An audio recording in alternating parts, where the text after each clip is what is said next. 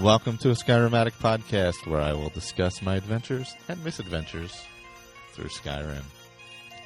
Join me. Add your stories. Add your tales. Let's get into this thing.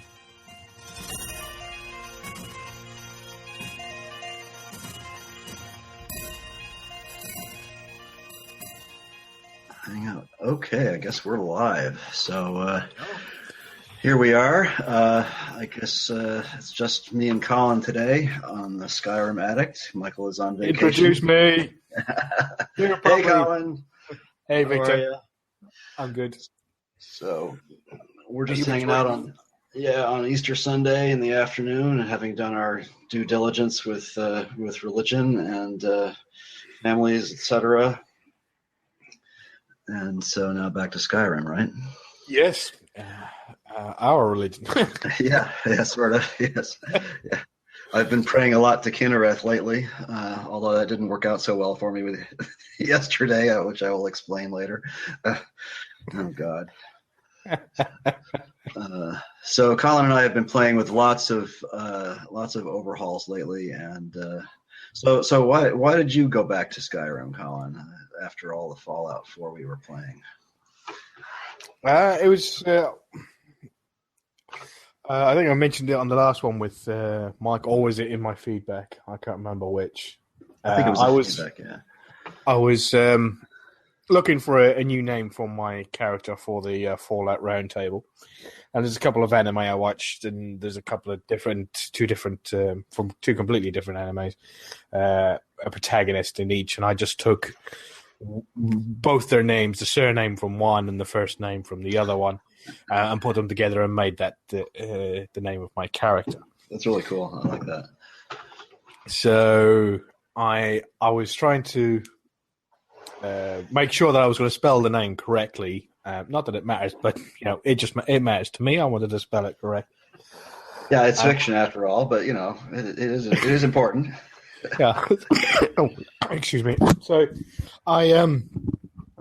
I checked on the spelling, and his name, his given name, is Ryuji, and it comes from a really old Japanese word, a name called Ryujin, and it turns out Ryujin in Japanese means dragon god.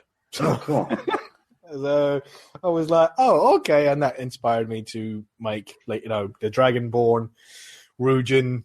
He's a dragon god, and sort of it's kind of all fate. So that was the only basis for starting the new game, and where I had been out of playing Skyrim for a good couple of months, I think. I wanted to start out a whole new one under no guidelines, just so on my own, and I could just do whatever I want. But I also wanted an overhaul as well, so we would keep it nice and fresh, and sort of everything would be, well, not everything, but the gameplay wise would be a surprise. Yeah. So, and you tried Requiem first. We haven't had a chance to really talk about that live, except briefly last week during the Inception episode there. So, but you didn't stick with it. You didn't like it. No, I didn't give it that much of a chance because I like to advance along in sort of the quest lines and things like that. So I wanted to carry on and do the main quest, but obviously I couldn't do that because I couldn't get past all the enemies. Yeah. Because they were higher level. It was the 3 bandits. So basically I came out and I wandered around.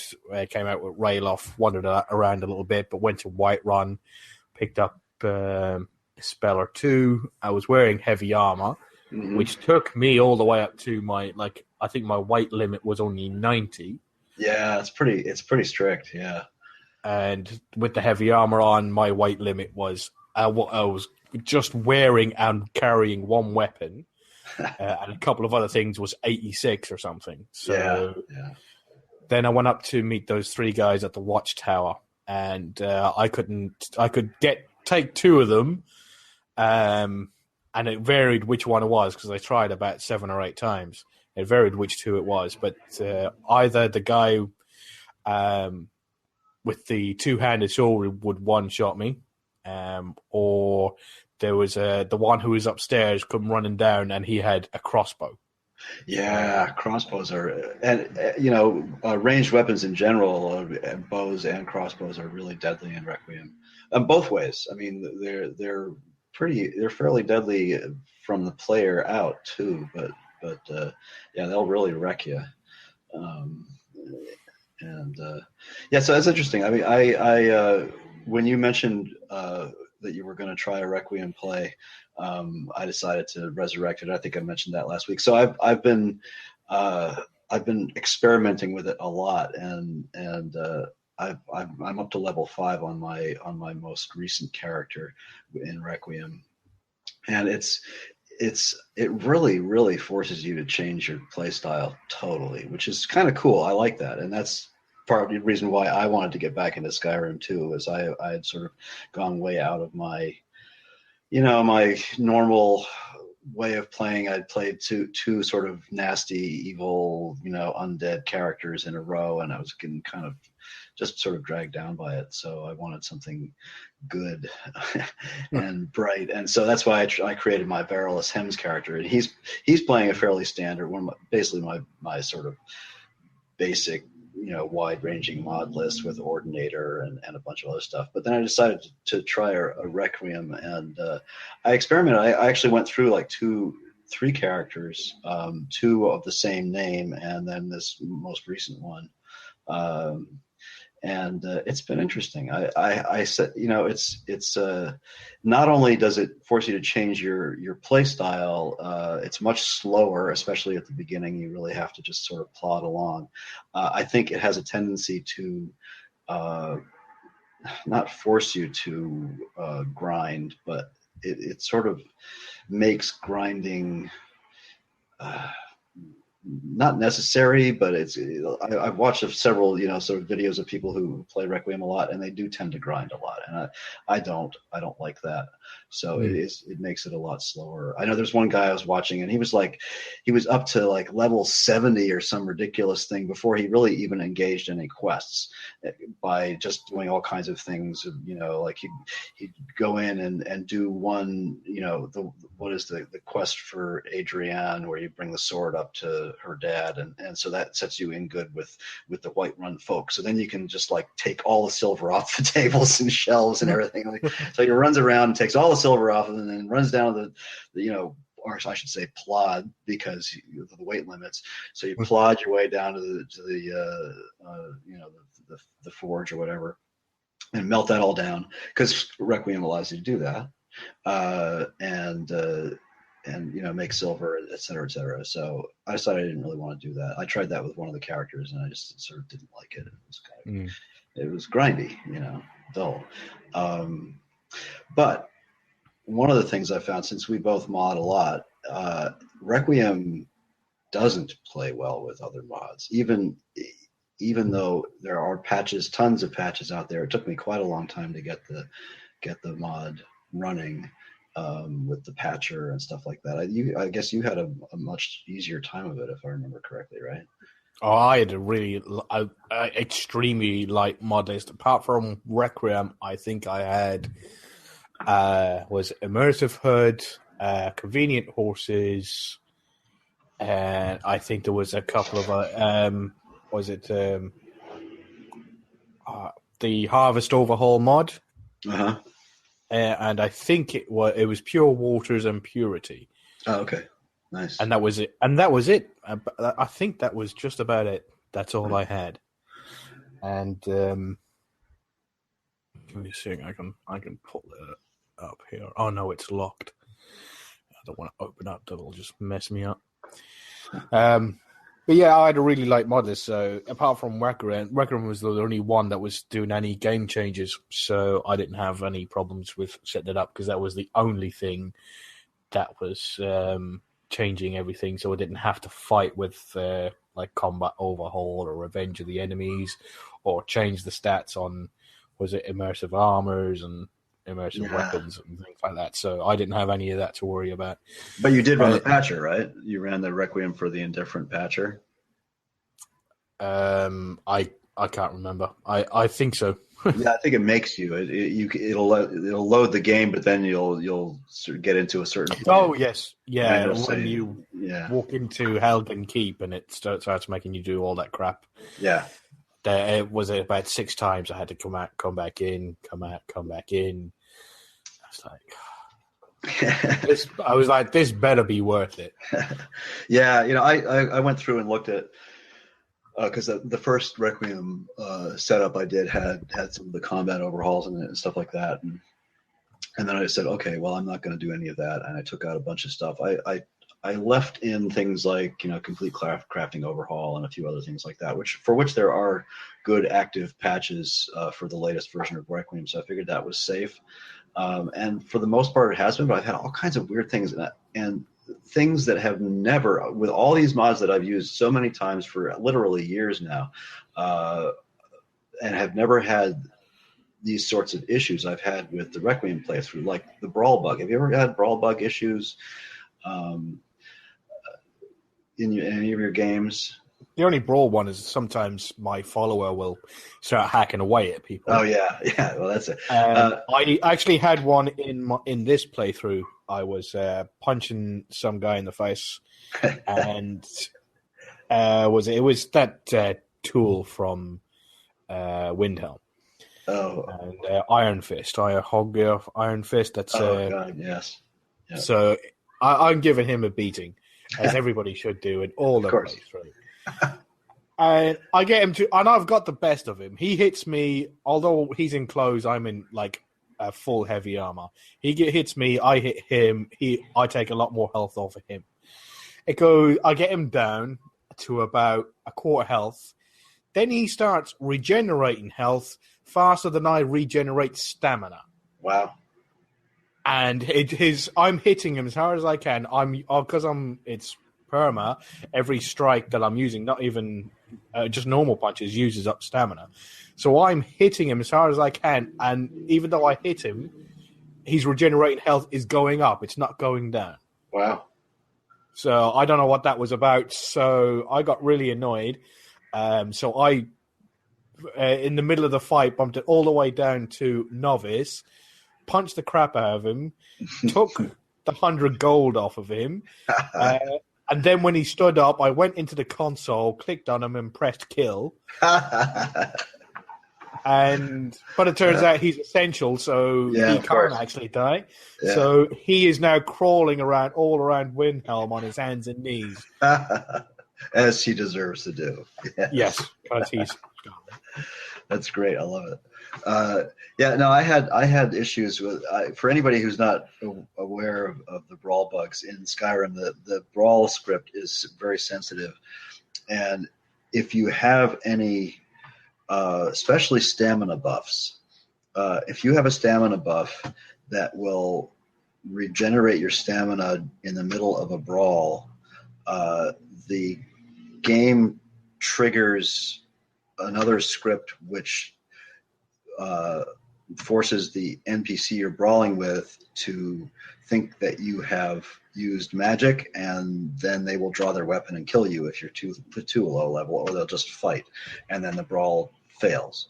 And I've never had that happen before, ever, in any of my games with all these mods, until I started this playthrough with Requiem, and all of a sudden I decided I want to do companions on this one. So, because I've loaded another mod, which is actually really, really good, which is an extension of the companions quest line, and that one, it takes you many, many, many more little fetch quests and things to actually go to the the trials and the inner circle of the companions and all that stuff. You can't become the Harbinger in 3 days. Exactly, you cannot. Not even close. That's just unrealistic. Yeah, and that's what he is. Yeah, but then so many things are right. But yeah, he's added some really good lines of script, which are spoken silently, of course, but there's new conversation options in all the standard vanilla conversation trees. It's kind of cool. He even wrote in a a little explanation for, how I've harped on this so many times over the last couple of years in these podcasts about how I hate that line that Ayala says about, well, we're heroes, if the coin is good enough, and it's like really pisses me off. And so, and he even explains that he has your character ask exactly that question. Well, that sounds kind of stupid. You only go someplace and be good if you get paid for it. And there's actually a really good explanation for that. And it goes back to Isgramor and everything. It's very well done. But anyway, I had all these brawl bug issues and I could not get rid of them. The last night I was literally pulling my hair out. My hair is much shorter than it was yesterday. But I finally got that resolved, and then I started having issues with amazing follower tweaks. I had to sort of excise that from my game. So anyway, not to get boring about it, but Requiem is tough on mods. But I have really enjoyed the actual play of Requiem. It's like I said, it's slower and more deliberate, and you really have to. I've sort of adjusted some of the settings. So in Requiem, if you have a wooden bow and you get attacked by a wolf, the wolf will break your bow instantly. Especially, if you're like level 1 through 6 or 7, it's just gone. The bow is gone. And of course, if you're in heavy armor, you can't run away. So it's like you're fucked, basically. You're fucked a lot in Requiem. So. Yeah. So and he's allowed you to shut that off and stuff. So, but anyway, enough of Requiem. You're playing with Perma, right? Yes, I'm playing with Perma. Percus Maximus. It's done by the same guy who done Skyrim. And I'm sorry, sir, I've forgotten your name for a minute. It's like T3NDO, Tendo. That's it, Tendo, yeah. T3NDO. Yeah. And I really like Percus Maximus. One of the reasons is why I've never played any of the Witcher series, but I've watched I think the first and the second playthroughs on Gopher's channel. Uh-huh. And, I really enjoyed watching him play through it. I don't think it's a game that I would enjoy myself because I don't particularly like the character. But what Perma has done with some of the perks he's added to the two-handed is it allows you to get into a fight similar to The Witcher. So you have particular moves that you will do. Like when the perks that I've got now with I've forgotten it's two-handed. And with the power attacks, you've got obviously the forward powered attack, the sideward powered attacks, and the backwards power attack. So when I'm fighting, I choose which one to use and when to use it, so I can take down my opponent. Like the backwards power attack now, is it will once per target it will strike the target to the ground, excluding giants and dragons and stuff like that. But also, if I hit them with a backwards power attack when they're below 30% health. It will do 300 times damage. Wow. So I pick my moments of when to go in, keep them back, keep them sort of, where, like the really tough ones. Lydia can get in there with her shield and sort of like block them off, and I can have my Atronach attack them. And then when I think that they're down low enough, I'll wade in with the big two-handed. I've got a bastard sword at the moment, and I strike them down purposely with a instead of just swinging for the fences. I go in there, pull out their power attack, and then pull back so I could do a backwards power attack. They instantly strike to the ground if they weren't below enough health, so it does the 300 bonus damage. Then they're already lying on the ground anyway. Whereas if I get in there too early and strike them to the ground, then they've got time to get back up and give me a kick in, which it can happen with some of the enemies now. What level are you? 30-something. Oh, wow. Give me a second. Get back in the game here. Level 36. I've mainly concentrated on heavy armor, which he's done some great things with, and heavy weaponry, which is two-handed. Mm-hmm. You got heavy weaponry, and then you got light weaponry, which is one-handed, and ranged weaponry, which is because you split bows. You've got short bows, which fire arrows really quickly, but things that are close ranged, and then he's also done long bows, which does really powerful shots, but it takes you a long time to fully draw your bow and to strike your target. Yeah, Requiem handles bows similarly. There's a long and short bow, and the draw does make a difference. I tried Perma when it first came out, and I, being the sort of ADD gamer that I am, I played it for a little while and then sort of, dropped it and ran off to something else shiny, and I never really plumbed its depths, I guess. But I did watch some of Gopher's play testing. He never actually finished his testing in Perma, but I don't know why. Well, actually, I suspect why. But anyway, I watched some of the. Did he do the warrior? I know he did some of the mage trees. He did huge. Yeah, he did some of the warrior one. There's one. The heavy armor one is really interesting. I've also done the smithing as well. Mm-hmm.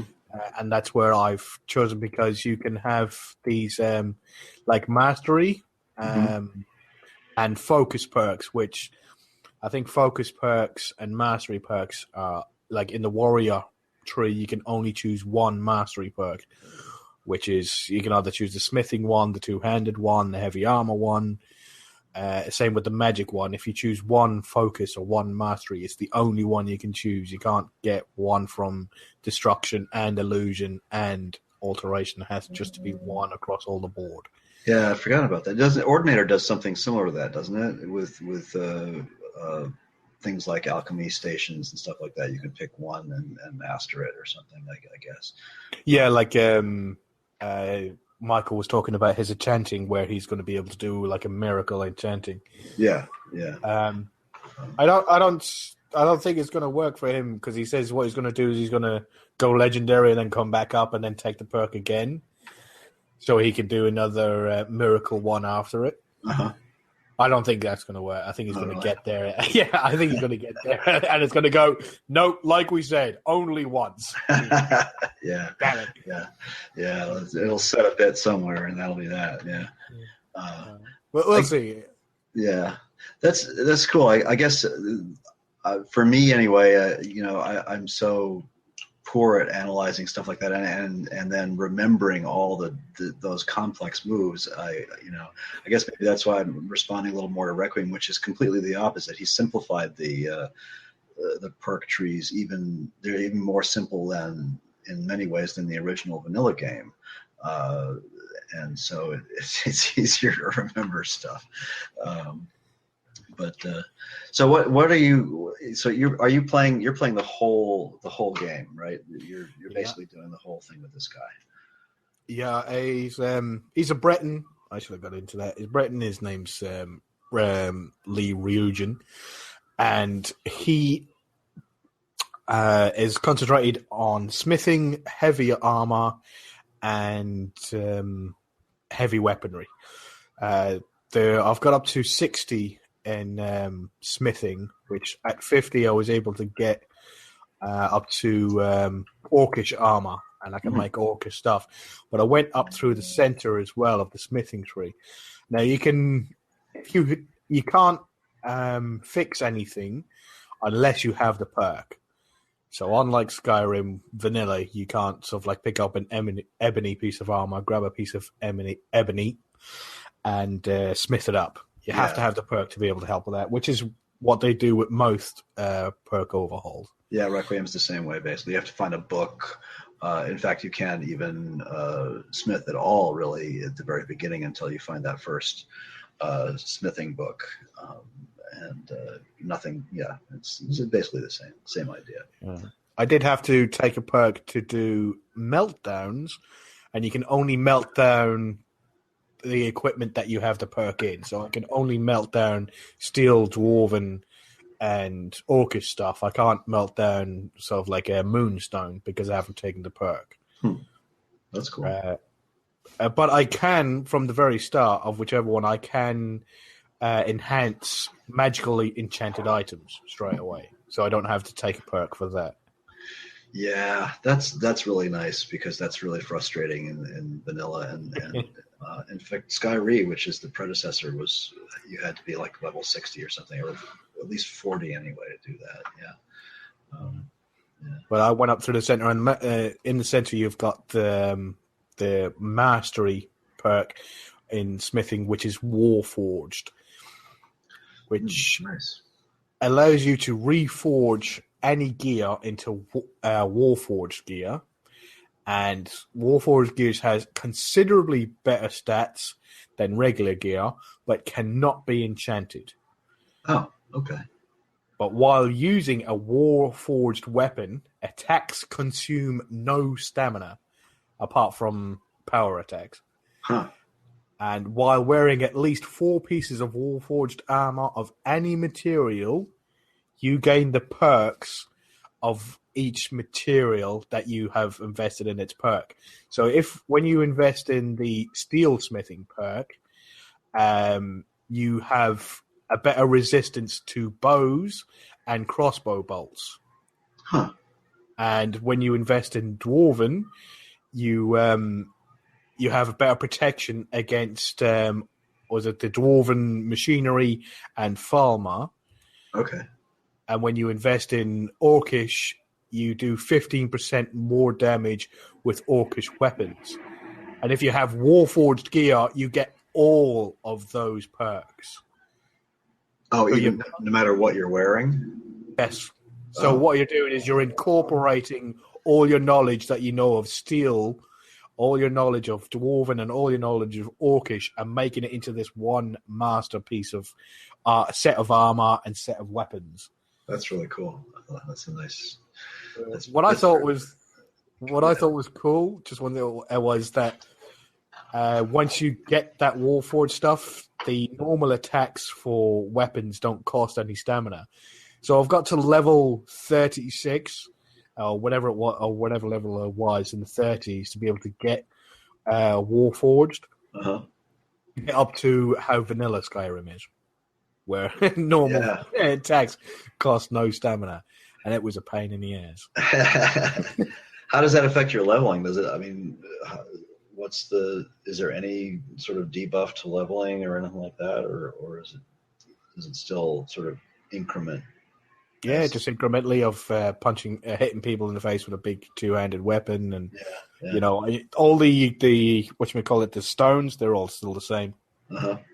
That's right. Yeah, he didn't change it. Well, he does say on the page you can sort of load his original Skyrim stones if you want, and you can add those modules to it to perma, because perma is just a perk overhaul. It's not. I mean, there's some stuff behind the scenes there. So I shouldn't say just, but I mean, it's a pretty huge mod, but it's mostly a perk overhaul, right? Yeah, it's got added spells and things like that, but that's pretty much it. Yeah, that's really cool.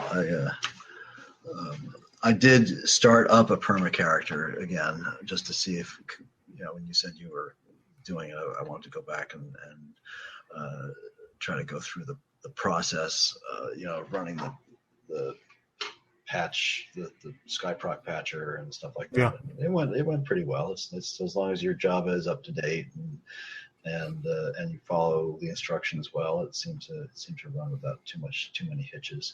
Actually, a little easier than Requiem did. Requiem gave me all kinds of grief. But no, that's really cool. I'd like to. I'd like to think I could go in and learn all that stuff. I had a little issue with perma after I'd run the patcher. I found some steel plate armor on a bandit chief, and its armor rating was 17. And I was like, that doesn't seem right. And I didn't want to run the patcher again because I had like 50 mods loaded in, and it can take up to an hour for the patcher to run depending on your load order.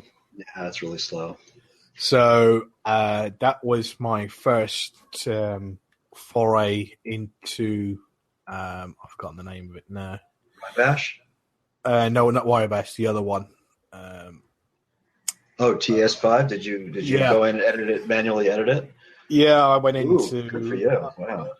I edited, but I didn't make a new edit. I was watching the videos, and what I did was done what everybody tells you not to do. I edited the patch.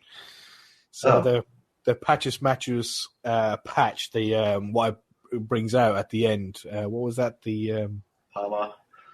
Yeah, the Palma. Where when that had finished, I went into that and changed what it said the armor rating should be. I had a big warning flashing light saying, "Are you sure? Do you know what you're doing?" "No, but I'm doing it anyway. Get the fuck out of my way." Yeah. So I guesstimated what from looking at the boots and looking at similar armors, what their armor rating was, and I guesstimated and I threw an armor rating at it, and then never used it just so it looked right when I picked it up. Yeah, interesting. I've never actually tried to do that. I've been afraid of getting in and rolling up my sleeves and editing. I mean, I use TS5 Edit for other things, running scripts like Dindalod and sniffing out why the game is crashing, which is a good way to use it. But I've never actually gone in and edited anything. It's so good on you. It's your first. You're an expert now, right? Yeah. An expert at doing things wrong, because it was telling me at all steps, don't do this. The guy in the video, don't do this. Never do that. Ever do that. I went, oh, well, that looks real simple and easy to do. But the way I looked at it is that if I wanted to fix the armor, I had to run the patcher. The reason why I was looking at this is so I didn't have to run the patcher again.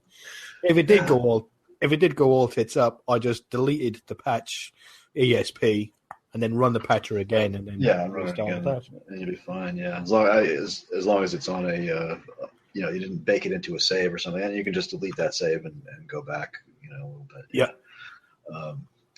I don't know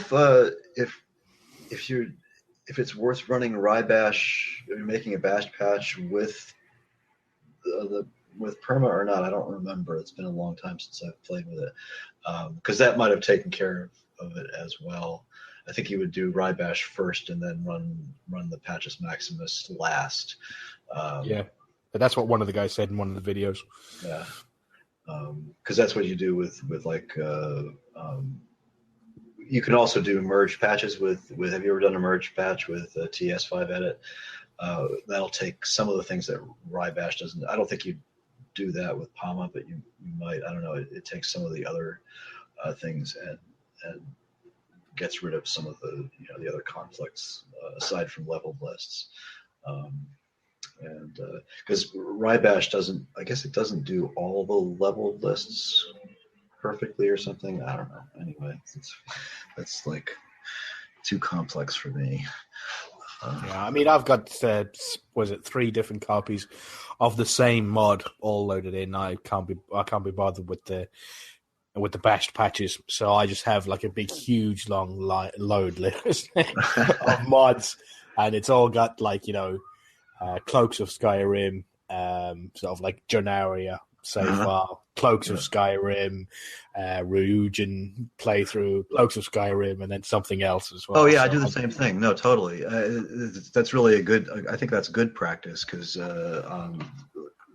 if you start messing around with some of that stuff is global in Mod Organizer, so yeah, it's a good idea to do installations, which is one of the reasons why I did so much like deleting of Cruft when I went back to playing Skyrim recently. It was just I had all kinds of stuff like that from past playthroughs, and they were all like out of date, and there were 2 or 3 versions of it. It was just like, oh my god. So I just deleted it all. And put some of those characters into the the Hall of Honor, never to be played again. But at least I still have the save, So, but yeah, that's I think that's pretty good practice. So I just want, I mean, as far as other mods that we're playing with, I've been experimenting with some new stuff. Just to go over it really quickly, there's a mod called Claralux, which is a lighting mod. I don't know if I mentioned it in one of the previous episodes or not. It's I don't know if people are familiar with like this realistic lighting overhaul, or RLO, or ELFX, the enhanced lighting, and NFX and all that stuff. Claralux is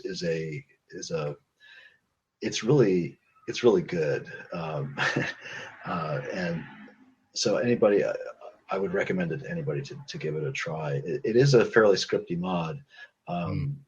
Because it adds timed lights. The lights come on and off, depending on the time of day. It adds a lot of lanterns along the roads. It does not, it would compete with the old mod, the Lanterns of Skyrim mod.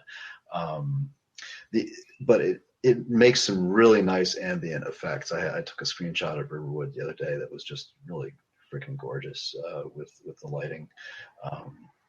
And it has some issues, every once in a while you'll be running along a road or something like that, and as you're moving along in the world, Claralux is looking at where you are and turning lights on and off at different levels as you move through the world.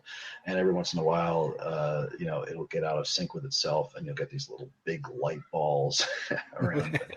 But the mod author has provided some really good tools to get rid of that. You just sort of reset the lighting. It takes about a minute and a half.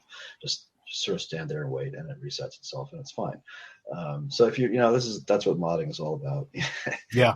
It's if you want that beauty and sort of as you said, that scene you had in Riverwood, if you want that, then it comes with a certain cost, because that's what mods are. You want, because I had the same thing with convenient horses earlier on. I was messing around, so I've got Lydia with me, who's been with me pretty much from the start, like level 5 or something like that when I took the dragon at the Watchtower. And I've just recently, I think it was yesterday, got Arnea from the Azura quest. Uh-huh. And so I was messing around giving them like their particular horses. So Lydia's got her Palomino horse, who's got a Nordic saddle on it.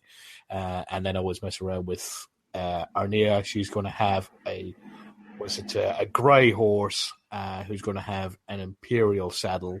So I can tell the difference between their horses and my horse. And then suddenly I came out of my house and all the horses were frozen solid.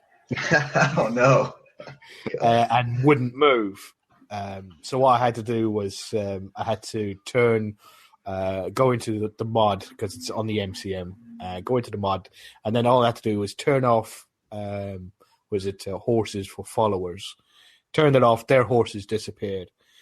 I saved. I reloaded, and then I turned it back on again. Horses for followers got on my horse, and then they summoned both the horses, and everything was fine. It took like 30 seconds, but if I wanted all of that, so every once in a while, thing just gives you a little kick in the teeth, and you go, "All right, don't worry, I'll fix it," and then you carry on moving. Yeah. But I'm like level 36, and that's the first time it's happened. So, yeah, I've had trouble with follower mods this week, also with Requiem, and right now I'm having sort of the opposite issue where I had to switch from amazing follower tweaks to EFF again, which is not necessarily for the faint of heart in the middle of a playthrough. But there's certain tools that allow you to do that, and so I pulled all the scripts out of the save and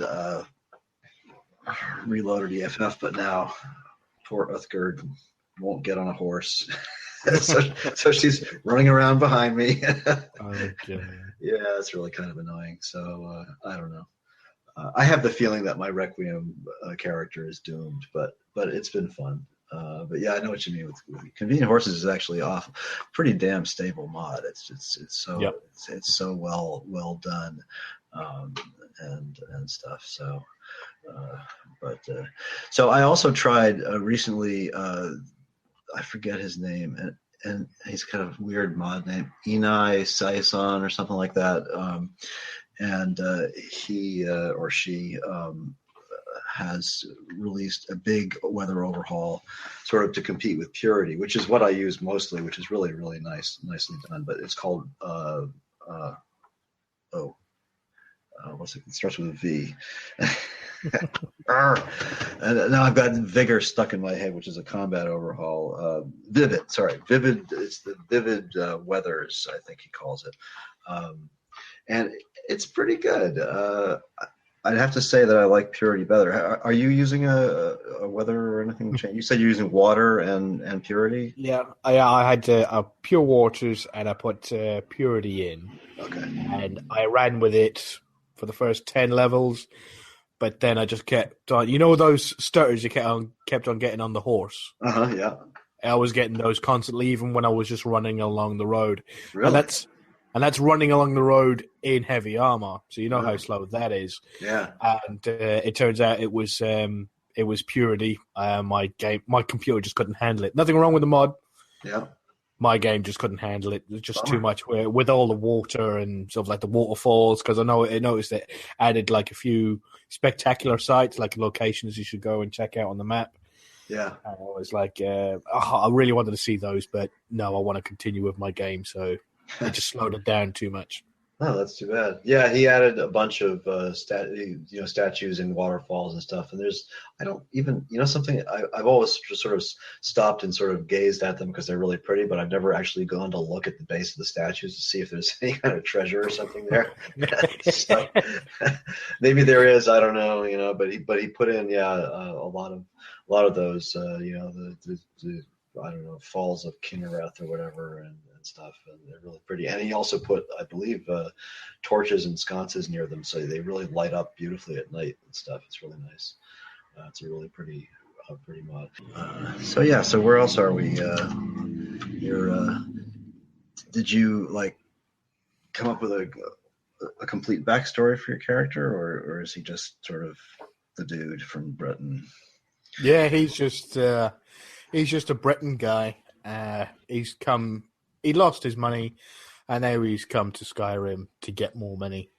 So there's certain things that he does, like where was it?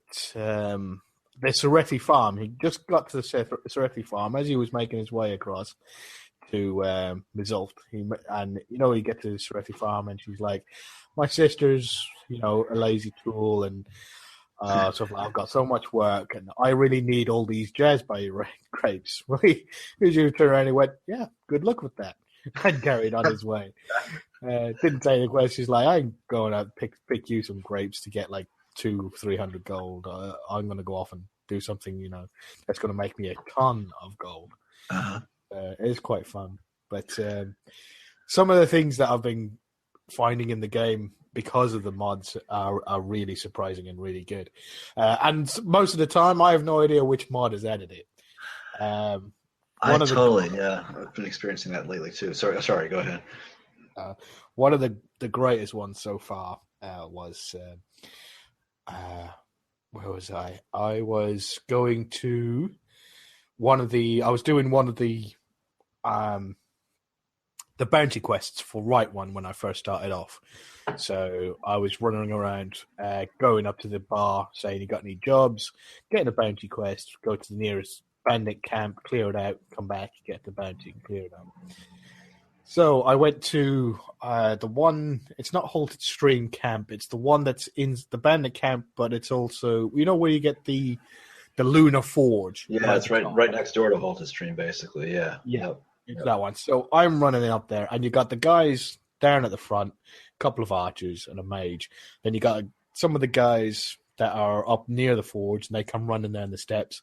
So we took care of those.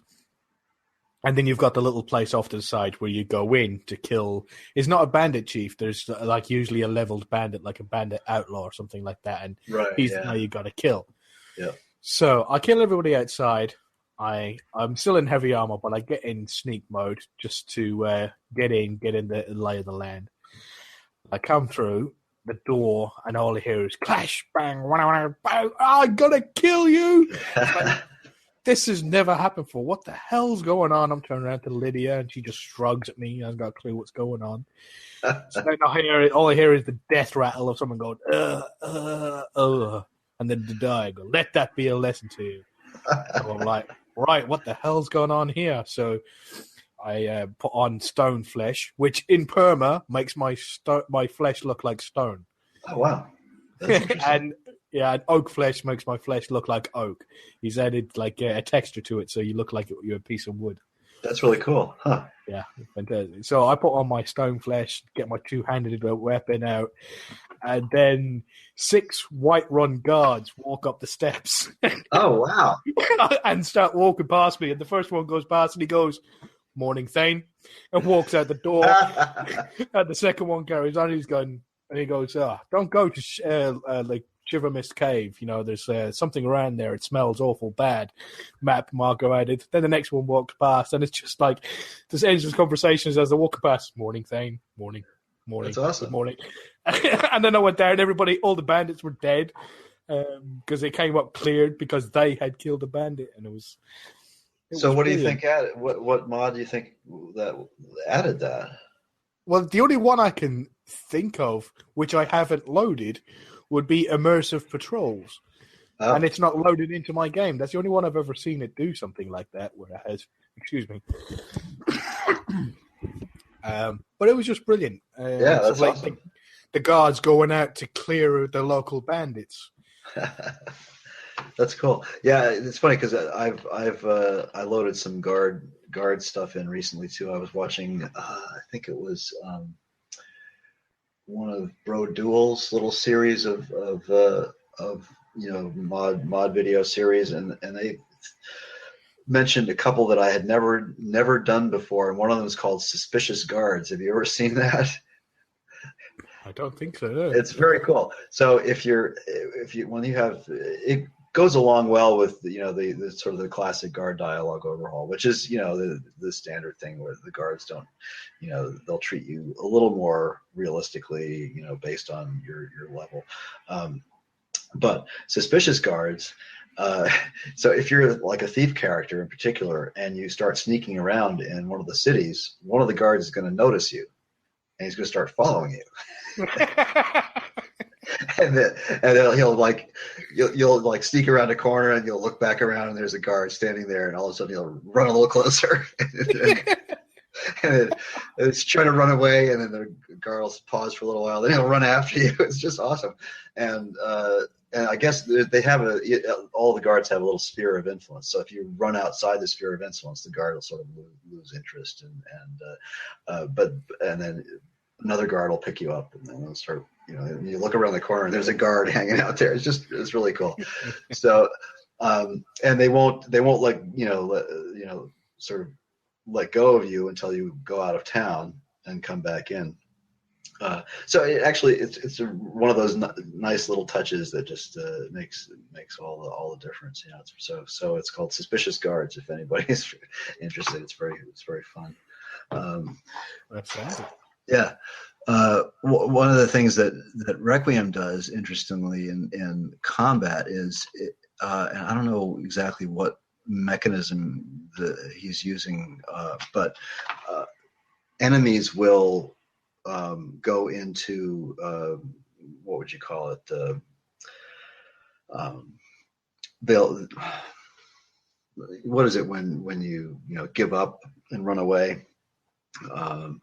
When you're surrendering, or but there's some certain stock lines that Bethesda threw in they'll run and cover, and so if you're particularly early on in Requiem when you're fighting against, since it's an unleveled world and you're fighting very often against enemies that are higher level than you have to.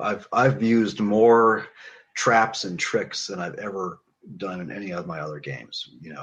Like in Embershard Mine, for instance, it's always the same when you go in there. There's 2 guys, at the first bridge, and then there, when you lower the drawbridge, there's 2 more that run out, and then blah blah blah.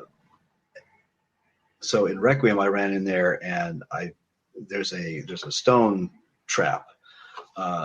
so I run in there and then aggro them and then back up a little bit just before the trip line there, wait for them to run just up to me, and I trip the line and bury them in rocks. It's stuff I've never done before. But if you manage to get into some combat with one of these enemies and you hit them just right, they'll cower and run away. If you get their health down to a certain level, they'll start to run away, which is kind of cool. So it's a way to try to game the game a little bit, and because at the beginning in Requiem everything's higher level. You basically just get wrecked constantly. It can be really frustrating. So using any of those little mechanisms to try to make it work helps a lot. So yeah, so that's trying to play with that a little bit, see if I can make them run away. But anyway, well, I'm that's have you got more to add? Oh, I got plenty more to add. I just can't remember. Add away. I can't remember any of it. It's kind of like.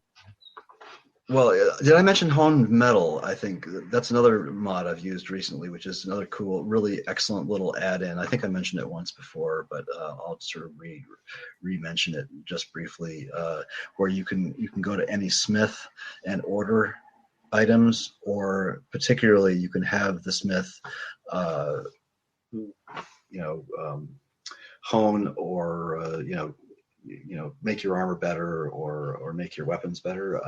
It costs extra money based on the level of the smith. Like if you go to Yorlin Greymane, I think you get better and it costs you more.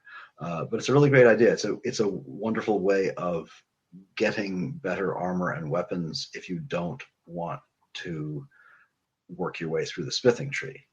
Yeah. So there are still restrictions, I believe, on what you can. You have to sort of gather, obviously, as you level up in the game and you start getting better loot, better armor. You can take an ebony piece to somebody like Yorland. Or Yorland, I don't think will do ebony. You have to find the right smith for the right material, and it can cost a fair amount of money. But it's a really great idea. It's a really cool mod. And so I've thrown that into Requiem to try to sort of I feel kind of ambivalent about this. Requiem is such a huge overhaul that by rights you should just play it alone like you did, but I can't help myself. So I took away all the. Oh, I'm sorry. Go ahead. I said it's like you're addicted. Yeah, I've kind of I just can't help tweaking it a little bit. But Hone Metal is really cool. It's definitely worth playing with. So, well, I don't know. We've been about an hour now, I think. Yeah. So, I was just wondering if something came to me. Is that have you been playing with Elemental Dragons? Have you opened up Dragons at all in any playthrough? I threw Elemental Dragons in a couple of times, but I've been having so many ups and downs with other stuff that, and particularly in Requiem, where I have no confidence at all that if I put Elemental Dragons in there and triggered the dragons, that I would basically not be able to survive in Skyrim at all. Yeah. So I'm going to save that for. I'm going to save Elemental Dragons for another playthrough. I'm wondering how it will add in. I think I may try adding it into my the guy that I've been really sort of doing the same kind of playthrough that you're doing with your Breton character. He's this is my Varolus Hems, my Imperial trader merchant guy who's using all the Thunderchild mod and bunch, and he's doing the Dragonborn quest. So I'm thinking maybe I will add the Elemental Dragons into that game, because that's where he's pretty powerful, and I'm really enjoying just playing the game with him and just going through. It's the other ones like Requiem and Perma and stuff like that I'm just sort of tinkering with the game more than actually playing it,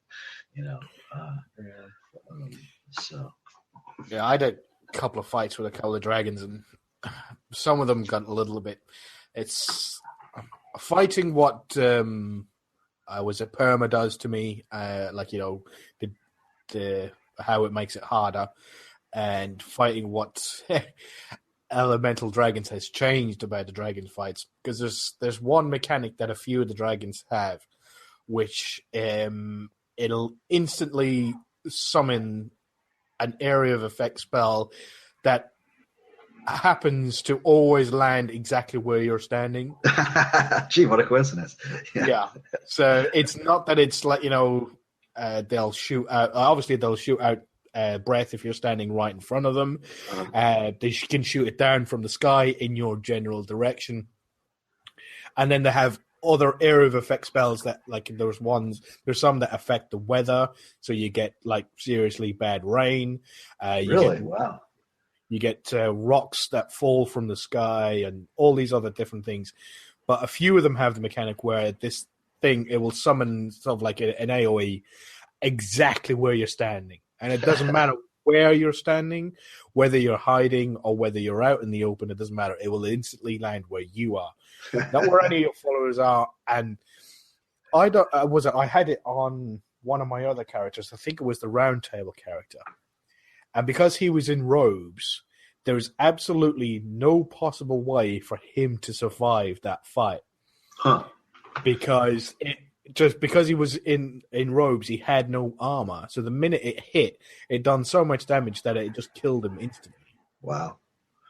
So I thought with this guy it'd be a little bit easier, but I was fighting in a blizzard, which with perma it slows me down by 15%. I'm already slowed down because of heavy armor, and even more slowed down because perma makes it even worse because it should be tougher.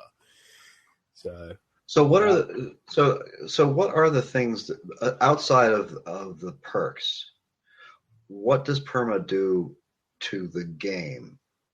Now you're saying that it changes how you use stamina use, et cetera. Yeah. What are the things that perma does like that? Because that's interesting. I was not aware that it extended that far into the mechanics of the game. Yeah. So was it? It's added a few new spells, but the only ones I can really tell you about is what should we call it? When I was trying to run in a blizzard, it slows you down by 15%.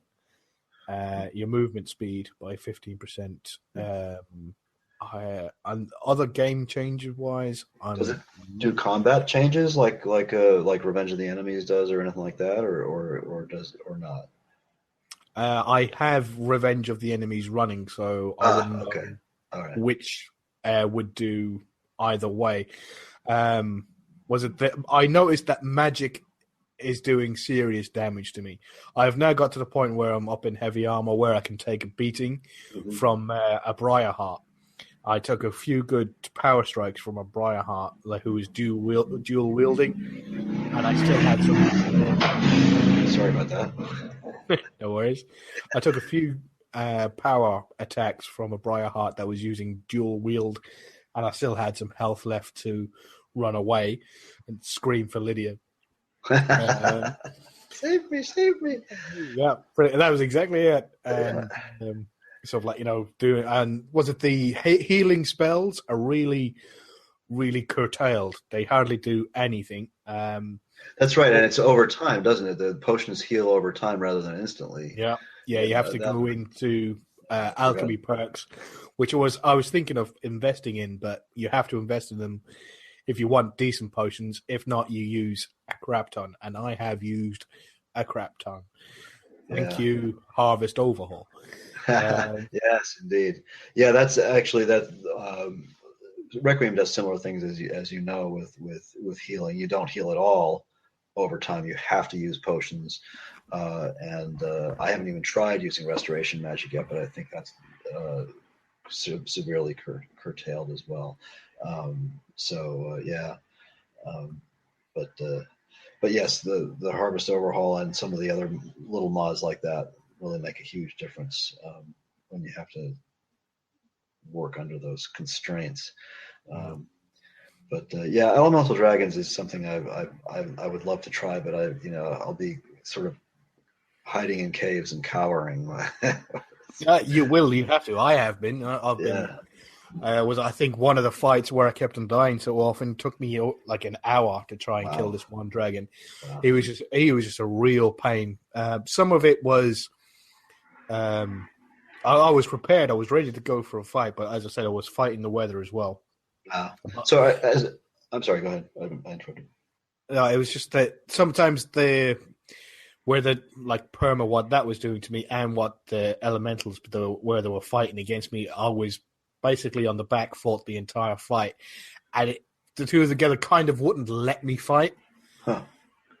And there was an effect as well that made me disarm my weapon, so my bow kept on falling on the floor, and I have just lost my bloody Warforged, or was it Orcish bow? Oh, and I'm not happy about it. I was fighting an iron dragon, and he made me disarm, and then I continued with the fight. I was going to pick the bow back up later, but I can't find it. It was out in the middle of the brush, so it's somewhere, and I'll never find it again. So I have to make another one. So is it like are they using the disarm shout then? Is that what it is, or is there some other kind of debuff? Yeah, it's the area of effect spells that they're flying around, because he summons mini tornadoes to hit you. Oh God! And it's mini tornadoes of like little bits of iron and rock. So, isn't there an invisible dragon too in elemental dragons? Isn't there one that's invisible? There was a Spriggan dragon that could make himself invisible. Oh, okay. But does it still have the shimmer effect, or is it totally invisible? It had he has the like the Spriggans have the taproot heart, which kind of shines. Yeah. He had that. Oh, okay. Wow. Maybe I'll just once I load elemental dragons, I'll drop my difficulty back down from master to adept or something like that and see if I can survive. I was thinking so hard about that, but I'm one of those ones where it says we've put legendary on. Oh, all right. So it's kind of like a personal question to me and go, hey, you can't do this. Yeah. All right. And then I roll my sleeves up and get in. But I'm only playing on master. I'm not playing on legendary. Yeah. I walked into some place and it started giving me a proper kicking. And this was about a level 6 or 7. And then I was like, what the hell's going on? Even with all these, it can't be this. And then I realized I was still on legendary from the last playthrough. Oh, yeah. Crap. Yeah, drop that down, please. So I dropped it down to master. Yeah. Yeah, I dropped my Requiem playthrough down to adept because it was just impossible on master, at least for me anyway. But, yeah, I did the same. I dropped it down and I couldn't get past those 3 guys. It was a pain. Yeah. And I didn't want to destroy my poor headphones anymore by rage quitting, so they've already suffered a little bit from that. Luckily, they have magnetic pop-off sides, so when they get tossed, they sort of come apart naturally. They dismantle themselves. Yes, and they're easily reassemblable. Yeah, they're easily reassemblable. They are rage quit aware. Well, cool. Well, shall we call that an episode then? Well, I think we can. I don't know whether anybody else will, but we'll call it. That's up to them. Yeah, yeah, totally. Well, it was good. I'm glad we did this. So everybody, I hope you enjoyed the episode. Thanks for listening. And now I'll just sort of send it back to. We will say ta-ta.